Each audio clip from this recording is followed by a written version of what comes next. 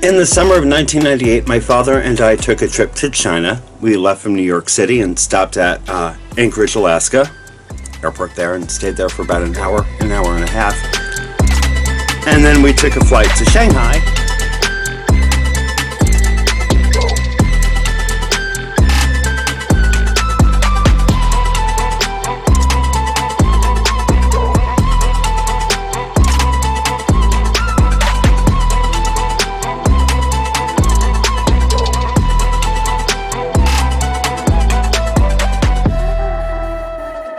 I think we saw about 7 or 8, maybe 9 different cities during our 15-day stay over there, and you know, Shanghai, Beijing.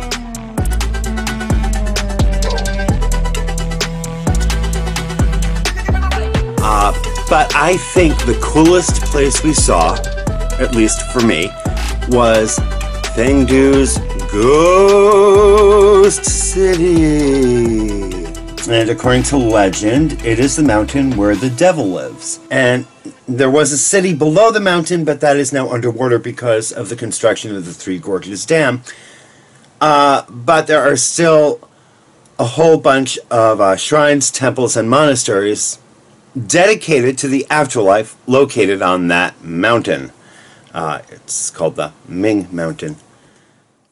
It is said that 2 men named Yin and Wang arrived at Ming Mountain in the time of the Han Dynasty, and that would be 206 BC to 220 BC. They became Taoist recluses, and it is said they became immortal.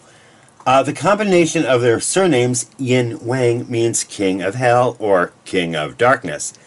And somehow during the Tang Dynasty, 618 to 907 AD, people started to say that the King of Hell lived on that mountain. Hence, the superstition that the Ming Mountain is the modern home of the devil.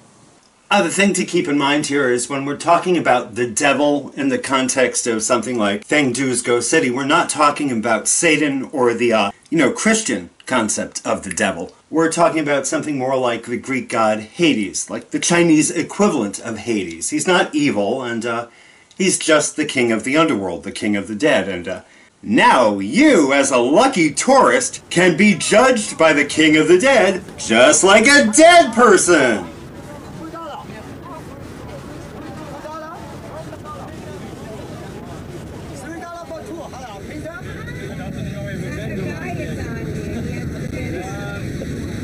When you open the door in the back, there's a vendor locked inside. Can I go to New York? We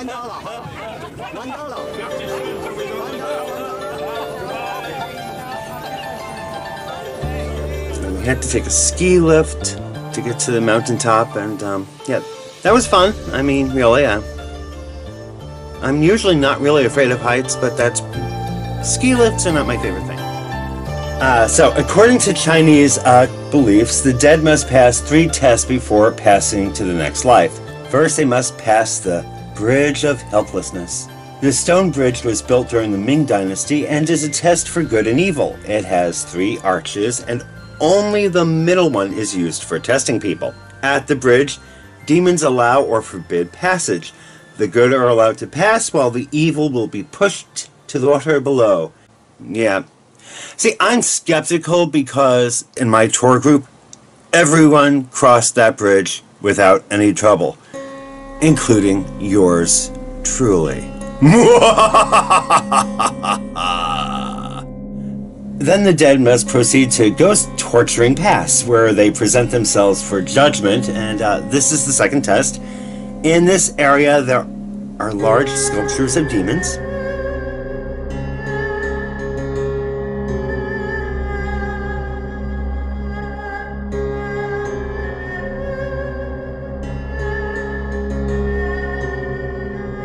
The third test is done at the entrance to the Tianzi Palace, where the dead must stand on a certain stone on 1 foot for 3 minutes.